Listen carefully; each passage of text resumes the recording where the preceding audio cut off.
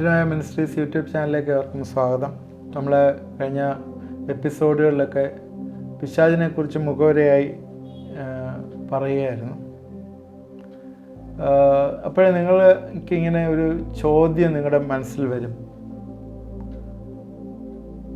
ദൈവത്തിന് സാത്താൻ ഇങ്ങനെയൊക്കെ ചെയ്യുമെന്ന് അറിയാമായിരുന്നിട്ടും ദൈവം എന്തിനാണ് സാത്താനെ സൃഷ്ടിച്ചത്? സാധാരണ എല്ലാവരും ചോദിക്കുന്നൊരു ചോദ്യമാണ്. കാരണം പിശാച് തിന്മയിലേക്കാണ് മനുഷ്യനെ നടത്തുന്നത്. ദൈവത്തിൻ്റെ ഉദ്ദേശം മനുഷ്യൻ നല്ലതായിട്ട് ദൈവത്തോടൊപ്പം ദൈവത്തിൻ്റെ പ്രവൃത്തിയിൽ അവൻ്റെ കൂട്ടായ്മയിൽ ജീവിക്കണമെന്നുള്ളതാണ്. അതിന് പിശാചിനെതിരായിട്ട് നിൽക്കുകയാണ്.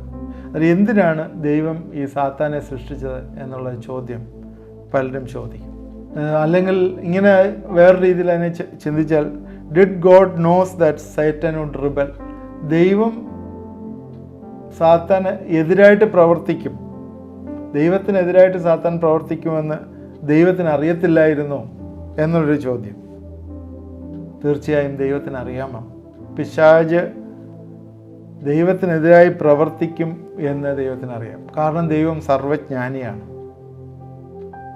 ഇയ്യോബ് 37:16 ജ്ഞാനസമ്പൂർണനായ ദൈവത്തെക്കുറിച്ച് എഴുതിയിട്ടുണ്ട്. ജ്ഞാനസമ്പൂർണനായിട്ടുള്ള ദൈവം.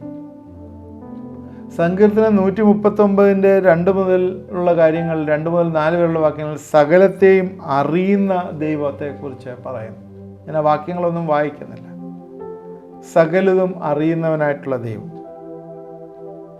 സങ്കീർത്തനം 147:5 അവൻ്റെ വിവേകത്തിന് അന്തമില്ല എന്ന് പറയുന്നു. സർവജ്ഞാനിയായ ദൈവം. 1 യോഹന്നാൻ 3:19-20 ഓൾ നോയിങ് ഗോഡ്, എല്ലാം അറിയുന്ന ദൈവം. യെശയ്യാവ് 46:9 വാക്യത്തിലെ 9ഉം 10ഉം വാക്യങ്ങളിലെ പ്രധാനപ്പെട്ടൊരു വാക്യമാണ് യെശയ്യാവ് ദൈവത്തെക്കുറിച്ച് പറഞ്ഞിരിക്കുന്നത്. പണ്ടുള്ള പൂർവ്വകാര്യങ്ങളെ ഓർത്തുകൊള്ളുവീൻ, ഞാനല്ലാതെ വേറൊരു ദൈവമില്ല, ഞാൻ തന്നെ ദൈവം, എന്നെപ്പോലെ ഒരുത്തനുമില്ല. ആരംഭത്തിൽ തന്നെ അവസാനവും, പൂർവ്വകാലത്ത് മേലാൽ സംഭവിപ്പാനുള്ളത് ഞാൻ പ്രസ്താവിക്കുന്നു. എൻ്റെ ആലോചന നിവൃത്തിയാകും, ഞാൻ എൻ്റെ താല്പര്യമൊക്കെ അനുഷ്ഠിക്കുമെന്ന് ഞാൻ പറയുന്നു. അതുകൊണ്ട് ആദ്യവും അവസാനവും ഒരുപോലെ മനസ്സിലാക്കുന്ന ജ്ഞാനിയായിട്ടുള്ള ദൈവം. ദൈവത്തിനറിയാം പിശാച് റിബൽ ചെയ്യുമെന്നും പിശാച് തെറ്റിച്ചു പോകുമെന്നും എല്ലാം ദൈവത്തിനറിയാം. അതുകൊണ്ട് ദൈവം സർവജ്ഞാനിയാണ്. അതുകൊണ്ട് ദൈവം പിശാചിനെ സൃഷ്ടിച്ചു കഴിഞ്ഞപ്പോൾ ദൈവം അന്ധകാരത്തിലല്ലായിരുന്നു അവനെ സൃഷ്ടിച്ചത്. ഞാൻ കഴിഞ്ഞ എപ്പിസോഡിൽ പറഞ്ഞാണ്. അവൻ ജ്ഞാനസമ്പൂർണനായിരുന്നു, അവന് തേജസ് ഉണ്ടായിരുന്നു, അവൻ കെരൂബായിരുന്നു, അവൻ അവൻ്റെ വർഷിപ്പ് ടീമിലായിരുന്നു, ദൈവത്തെ ആരാധിച്ചുകൊണ്ടിരുന്ന വ്യക്തി.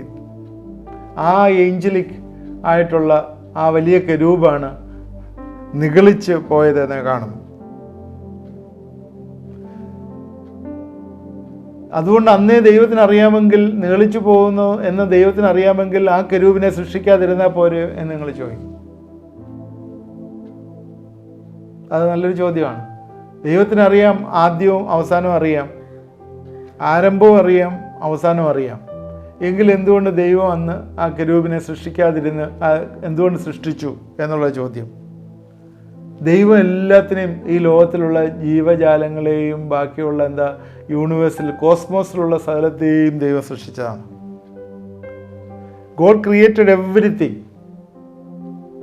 ഉൽപ്പത്തി പുസ്തകം 1:31 വാക്യത്തിൽ താൻ ഉണ്ടാക്കിയതിനെയൊക്കെയും ദൈവം നോക്കി, അതെത്രയും നല്ലതെന്ന് കണ്ടു എന്നാണ് എഴുതിയിരിക്കുന്നത്. So God created everything. അത് നല്ല രീതിയിൽ ദൈവം ഉണ്ടാക്കിയതാണ്. ഈ മനുഷ്യനെ സംബന്ധിച്ചിടത്തോളം ബാക്കിയുള്ള ചിന്തിക്കാൻ കഴിവുള്ള എല്ലാവർക്കും തന്നെ അവനൊരു ഫ്രീ വില്ല് കൊടുത്തിരുന്നു.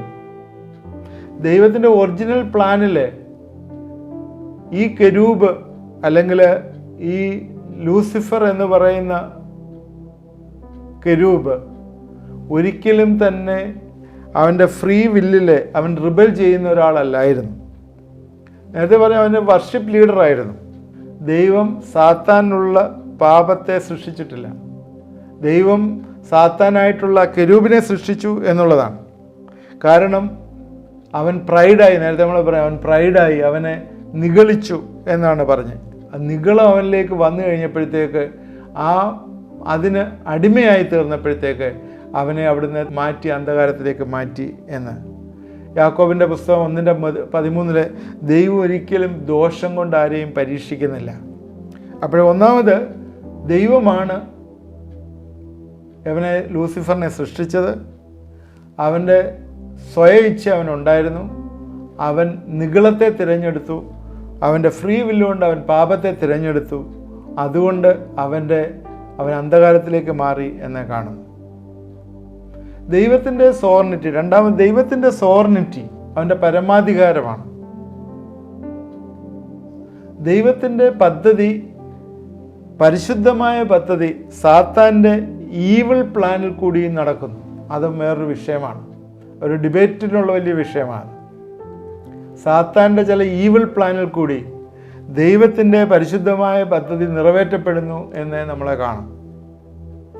ബൈബിളിലെ റെഫറൻസസ് ഉണ്ട്, അതിലേക്ക് കടക്കുകയാണ്. 1 കൊരിന്ത്യർ 5:5 ഇങ്ങനെയാണ് എഴുതിയിരിക്കുന്നത്. കോരിന്ത്യ സഭയ്ക്ക് എഴുതിയിരിക്കുന്ന വിശുദ്ധരായിട്ടുള്ള കോരിന്ത്യ സഭയിലുള്ള ആൾക്കാർ, എന്നാൽ അവരുടെ ഇടയിൽ ദുർനടപ്പ് വന്നു.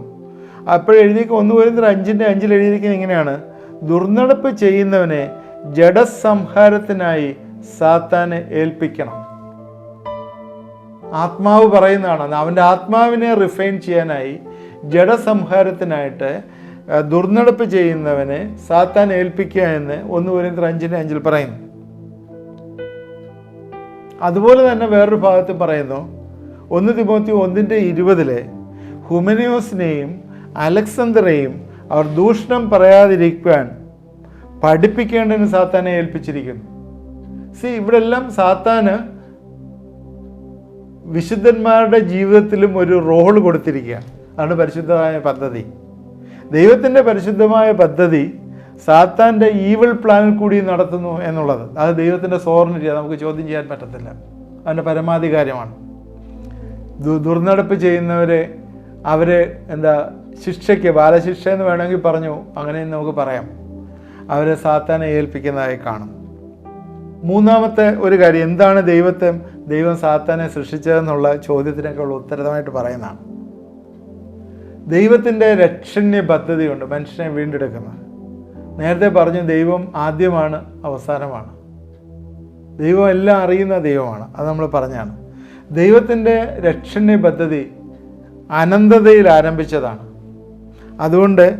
അതിനാൽ പിശാചിൻ്റെ ചതവും പാപം പരത്തലും എല്ലാം അവൻ അനുവദിച്ചു. പിശാചിൻ്റെ ചതവും അവൻ്റെ പാപം പരത്തലും എല്ലാം അവൻ അനുവദിച്ചു. കാരണം ദൈവത്തിൻ്റെ രക്ഷണ്യ പദ്ധതി അത് അനന്തതയിൽ, എന്നുവെച്ചാൽ ബിഫോർ ദ ബിഗിനിങ്, എല്ലാറ്റിനും മുമ്പേ ദൈവം ഉണ്ടായ സമയത്തെ തന്നെ ഉള്ളതാണ്. അതിനെന്താ തെളിവ്? വെളിപ്പാട് പുസ്തകം 13:8 ലോകസ്ഥാപനം മുതൽ അറുക്കപ്പെട്ട കുഞ്ഞാടിൻ്റെ ജീവപുസ്തകത്തിൽ, ലോകസ്ഥാപനം മുതൽ അറുക്കപ്പെട്ട, അപ്പോഴേ കുഞ്ഞാട് അറുക്കപ്പെട്ടത് ലോകസ്ഥാപനത്തിലാണ്. 1 യോഹന്നാൻ 3:8 പാപം ചെയ്യുന്നവൻ പിശാചിൻ്റെ മകനാകുന്നു. പിശാച് ആദ്യം മുതൽ പാപം ചെയ്യുന്നുവല്ലോ. പിശാചിൻ്റെ പ്രവൃത്തികളെ അഴിപ്പാൻ തന്നെ ദൈവപുത്രൻ പ്രത്യക്ഷനായി. So God's plan in Christ, ദൈവത്തിൻ്റെ പദ്ധതി, യേശുവിലുള്ള പദ്ധതി എന്ന് പറയുന്നത് പിശാചിൻ്റെ പ്രവൃത്തികളെ അഴിക്കുക എന്നുള്ളതാണ്. അപ്പോൾ ദൈവത്തിൻ്റെ രക്ഷണ്യ പദ്ധതി ലോകസ്ഥാപനത്തിന് മുമ്പേ ഉള്ളതാണ്. അത് പിശാചിൻ്റെ പ്രവൃത്തികളെ അഴിക്കാനായിട്ട് കർത്താവിനെ ഈ ലോകത്തിലേക്ക് അയക്കും എന്നുള്ളതാണ്. അതുകൊണ്ട് പിശാചിൻ്റെ ചതവും പാപം പരത്തലുമൊക്കെ അവനതിൽ പെർമിറ്റ് ചെയ്തിരുന്നു. കാരണം അവന് ഫ്രീ വില്ല് കൊടുത്തിരിക്കുന്നതുകൊണ്ട് അവനത് ചെയ്യുമ്പോൾ അതിനെ കൗണ്ടർഫീറ്റ് ചെയ്യേണ്ട ഉത്തരവാദിത്വം ദൈവത്തിനുണ്ട്. നാലാമത്തെ കാര്യം, പിശാചിനെ എന്തിനാണ് ദൈവം സൃഷ്ടിച്ചത് എന്ന് നിങ്ങൾ ചോദിക്കുന്നതിന് ഉത്തരവാണ് ഈ പറയുന്നത്. ഇതെല്ലാം ബൈബിളിൽ നിന്നുള്ള വാക്യങ്ങളിൽ നിന്നുള്ള കാര്യങ്ങളാണ് പറയുന്നത്. ഈ ലോകത്തിൽ പിശാച് കൊണ്ടുവരുന്ന ഉപദ്രവം നമുക്കറിയാം. ലോകത്തിൽ ഒരുപാട് പിശാച് ഉപദ്രവങ്ങൾ കൊണ്ടുവരുന്നു. അതിനെല്ലാം തന്നെ യേശു വരികയും അത് അവൻ്റെ ജീവിതത്തിൽ കൂടി പൂർണ്ണമാക്കുകയും ചെയ്തു എന്നേ കാണുന്നു. യേശുവിൻ്റെ ജീവിതത്തിൽ കൂടി പിശാചിനെ എങ്ങനെ ജയിക്കാം എന്നുള്ളത്, ആ ദുരിതങ്ങൾ അല്ലെങ്കിൽ ആ ഉപദ്രവങ്ങൾ കൂടി എങ്ങനെ ജയിക്കാമെന്നുള്ളത് യേശുവിൽ കൂടി കാണിച്ചു കൊടുത്തിരിക്കുന്നു എന്ന് കാണുക. എബ്രായർ 2:10 സകലത്തിനും ലാക്കും സകലത്തിനും കാരണഭൂതനുമായവൻ അനേകം പുത്രന്മാരെ തേജസ്സിലേക്ക് നടത്തുമ്പോൾ അവിടെ രക്ഷാനായകനെ കഷ്ടാനുഭവങ്ങൾ തികഞ്ഞവനാക്കുന്ന യുക്തമായിരുന്നു. സകലത്തിലും ലാക്കും കാരണഭൂതനും ആയവൻ എന്ന് പറഞ്ഞാൽ ലോകത്തിൽ സംഭവിക്കുന്നതും ഇനി സംഭവിക്കാൻ പോകുന്നതും എല്ലാം ഉള്ള പൈശാചികമായിട്ടുള്ള ശക്തികളെ എല്ലാറ്റിൽ നിന്നും സക്സസ്ഫുള്ളായിട്ട് ആ രക്ഷാനായകൻ കഷ്ടാനുഭവങ്ങളാൽ പെർഫെക്റ്റായി തീർന്നു എന്നുള്ള captain of their salvation perfect through suffering എന്നുള്ളതാണ് ഇട്ടിരിക്കുന്നത്. എന്തിനാണ്? Bringing many sons to glory, അനേകം പുത്രന്മാരെ തേജസ്സിലേക്ക് നടത്താൻ. അതുകൊണ്ട് പിശാച് ലോകത്തിൽ വന്ന് ചെയ്യുന്ന ഉപദ്രവങ്ങൾക്ക് യേശുവിൽ കൂടി ഒരു വിക്ടറി ഉണ്ട് എന്ന് ലോകത്തിനെ കാണിച്ചു കൊടുക്കാനായിട്ടാണ് ഇത് സംഭവിച്ചത്. 5ാമത്തെ പോയിന്റ് ഞാൻ അതുകൂടെ പറഞ്ഞിട്ട് ഇന്നത്തെ ഈ പ്രഭാഷണം അവസാനിപ്പിക്കാൻ വിചാരിക്കാം. നമുക്ക് ശരിയായുള്ള പരിജ്ഞാനമില്ല. ദൈവം ഈ റിബൽ ചെയ്യാൻ പോകുന്ന കെരൂബിനെ സൃഷ്ടിച്ചത് അത് ചെയ്യാതിരുന്നെങ്കിൽ നന്നായിരുന്നു എന്ന് നമ്മൾ ചിന്തിച്ചേക്കാം. എന്നാൽ നമുക്ക് അതിന് വേണ്ടതായിട്ടുള്ള പരിജ്ഞാനമില്ല. അങ്ങനെ ഉള്ള ചിന്തകൾ ശരിക്കും അത് അൺവൈസ് ആൻഡ് അൺഫുളിഷാണ്. ദൈവത്തിൻ്റെക്കാൾ ജ്ഞാനത്തെക്കാൾ വലിയൊരു ജ്ഞാനം നമുക്കില്ലല്ലോ. ഈ ലോകവും സ്വർഗവും ഒക്കെ അവൻ്റെ കൈപ്പടിയാക്കിയാൽ എന്താകും എന്ന് ചിന്തിക്കാനേ പറ്റുകയില്ല. അതുകൊണ്ട് ഈ ലോകവും സ്വർഗവും എല്ലാം പിശാച് കയ്യിലാക്കി അങ്ങ് കൊണ്ടുപോയി തീർക്കും എന്നുള്ള ഒരു ചിന്തയല്ല അവിടെ വരേണ്ടത്. ദൈവം എല്ലാം കൺട്രോൾ ചെയ്യുന്ന ദൈവമാണ്. അതുകൊണ്ട് ദൈവത്തിൻ്റെ ജ്ഞാനത്തിനുപരിയായിട്ടൊരു ജ്ഞാനം നമുക്കില്ല. അതുകൊണ്ട് ദൈവത്തിൻ്റെ ആ പ്ലാൻ, ആ പദ്ധതിയിൽ പിശാചിനെ സൃഷ്ടിക്കുന്നത് വൈസായിരുന്നു എന്നുള്ളത് നമ്മൾ ചിന്തിക്കുക. It is not unwise or foolish. ഇന്ന് ഞാൻ നിങ്ങളോട് പറയാനായിട്ട് ആഗ്രഹിച്ചത് പലരും ചോദിക്കുന്നൊരു ചോദ്യമാണ്. ഇങ്ങനെ മനുഷ്യരെ കുഴപ്പത്തിൽ ചാടിക്കുന്ന അല്ലെങ്കിൽ ഉപദ്രവത്തിൽ നടത്തുന്ന, തെറ്റിലേക്ക് വിളിച്ചു വരുത്തുന്ന പിശാചിനെ എന്ത് ദൈവം സൃഷ്ടിച്ചു എന്നുള്ളത്.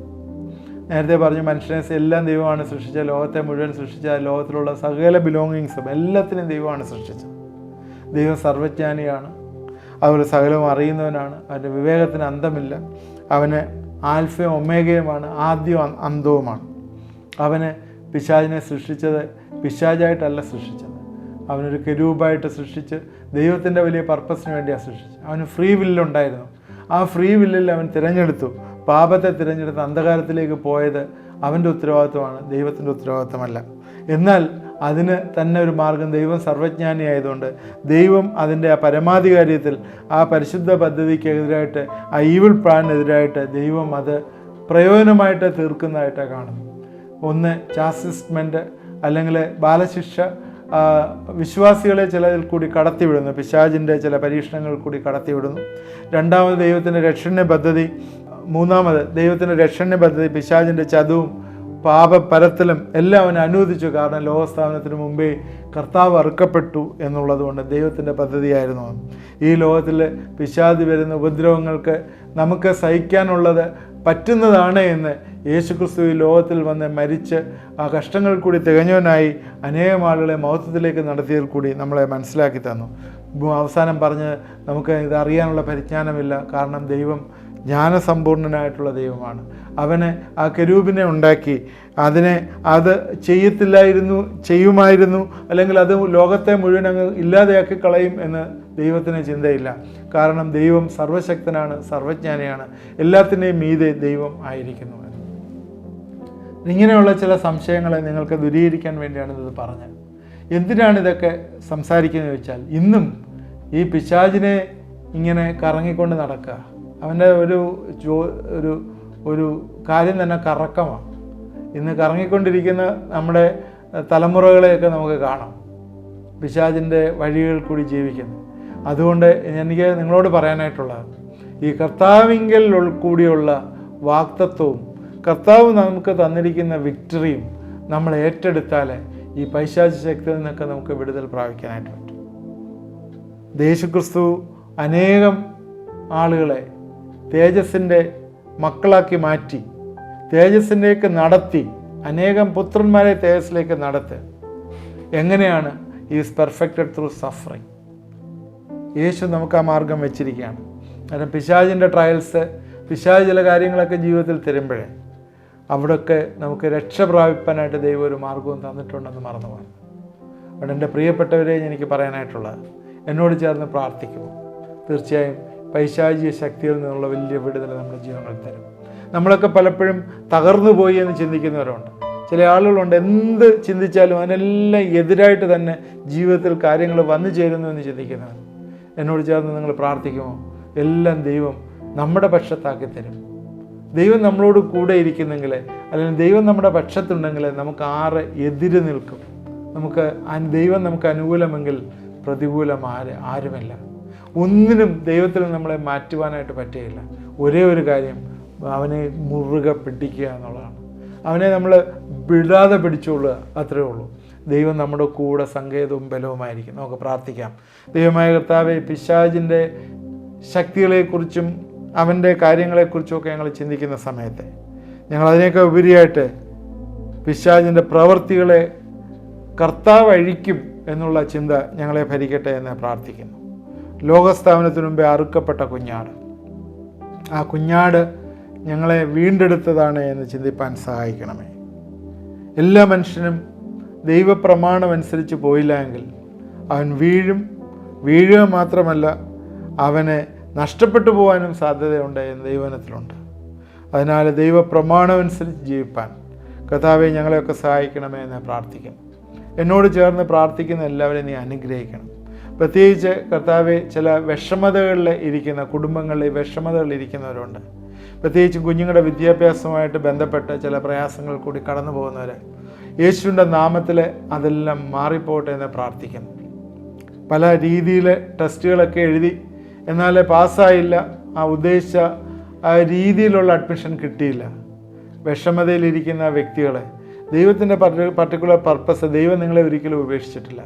ദൈവം നിങ്ങളെ നടത്തുന്ന ദൈവമാണ്, നിങ്ങളെ വീണ്ടെടുക്കുന്ന ദൈവമാണ്. ദൈവത്തിൻ്റെ കരങ്ങളിലോട്ട് ഒന്ന് ഏൽപ്പിച്ചു കൊടുക്കും. നിങ്ങൾ ഉദ്ദേശിക്കുന്നതിലും വലിയതായിട്ടുള്ളൊരു പ്ലാൻ ദൈവത്തിനുണ്ട്. നിങ്ങൾ ആ കോളേജിൽ ആ കോഴ്സിന് അഡ്മിഷൻ കിട്ടുന്നതിലും ബെറ്ററായിട്ടുള്ള രീതിയിൽ ദൈവം നിങ്ങളെ പ്ലേസ് ചെയ്യാൻ പോവുക. നിങ്ങളൊന്ന് വിശ്വസിക്കുമോ? എന്നോട് ചേർന്നൊന്ന് പ്രാർത്ഥിക്കുമോ? ദൈവം വലിയൊരു വിടുതൽ ഈ ദിവസങ്ങൾ നിങ്ങളുടെ ജീവിതങ്ങളിൽ എത്തിച്ചു. കടഭാരങ്ങളിൽ പ്രയാസപ്പെട്ടിരിക്കുന്ന ചില വ്യക്തികൾ ഇത് ശ്രദ്ധിക്കുന്നു. യേശുവിൻ്റെ നാമത്തിൽ അറിയാത്ത വഴികളിൽ നിന്ന് ദൈവം അത്ഭുതങ്ങളെ പ്രവർത്തിക്കുമാറാകട്ടെ എന്ന് പ്രാർത്ഥിക്കുന്നു. ഞങ്ങളെ സമ്പന്നരാക്കാനായി ദരിദ്രനായി തീർന്ന കർത്താവ്, എല്ലാ രീതിയിലും ആത്മീയമായിട്ട് മാത്രവുമല്ല ഈ ലോകപരമായി നീ ഞങ്ങളെ സമ്പന്നരാക്കും. നിന്നിൽ ആശ്രയിക്കുന്നവർക്ക് ഒരു നന്മയും നീ മുടക്കുകയില്ല എന്ന് നിൻ്റെ വചനത്തിലുള്ള പ്രോമിസ് ഞങ്ങൾ ഏറ്റെടുത്ത് പ്രാർത്ഥിക്കുന്നു. പ്രിയപ്പെട്ടവൻ, എന്നോട് ചേർന്ന് പ്രാർത്ഥിക്കുന്നവരെ, അറിയാത്ത വഴികളിൽ നിന്ന് കർത്താവെ നീ നന്മകൾ അവരെ അയക്കുകയും സഹായിക്കുകയും ചെയ്യണം. എല്ലാ നല്ലദാനവും തികഞ്ഞ വരമൊക്കെയും വെളിച്ചത്തിൻ്റെ പിതാവിങ്കിൽ നിന്ന് വരുന്നുവെന്ന് മനസ്സിലാക്കി നിന്നിൽ ആശ്രയിപ്പാനായിട്ട് കർത്താവെ നീ പഠിപ്പിക്കണമേ, സഹായിക്കണമേ. എന്നോട് ചേർന്ന് പ്രാർത്ഥിക്കുന്നവരെ അനുഗ്രഹിക്കണമെന്ന് പ്രാർത്ഥിക്കുന്നു. നന്ദി യേശുവെ. പ്രാർത്ഥന കേട്ട ഓർത്ത് സ്തോത്രം. യേശു ക്രിസ്തുവിൻ്റെ നാമത്തിൽ തന്നെ ആമേൻ. ഇത് കണ്ടുകൊണ്ടിരുന്ന എല്ലാവരും ദൈവം അനുഗ്രഹിക്കട്ടെ. തുടർന്ന് ഇത് വാച്ച് ചെയ്യണം. പിശാചിൻ്റെ പ്രവൃത്തികളെ അഴിക്കാനായിട്ട് കർത്താവ് വന്നു. ഈ കർത്താവിൻ്റെ പ്രവൃത്തി ഞാൻ എൻ്റെ ജീവിതകാലം മുഴുവൻ ചെയ്യുമെന്ന് തീരുമാനിക്കും. അതനുസരിച്ച് ജീവിതങ്ങളെ ക്രമീകരിക്കുവാനും ഈ എപ്പിസോഡുകൾ നമ്മളെ സഹായിക്കും. ഇത് നിങ്ങൾക്ക് മറ്റുള്ളവർക്ക് അയച്ചു കൊടുക്കണം. നിങ്ങളുടെ പ്രയർ റിക്വസ്റ്റ് ആ വാട്സാപ്പ് നമ്പറിൽ അയച്ചു തരിക. ഞങ്ങൾ നിങ്ങൾക്ക് വേണ്ടി പ്രാർത്ഥിക്കുന്നതാണ്. ദൈവം നമ്മളെ എല്ലാവരെയും അനുഗ്രഹിക്കും.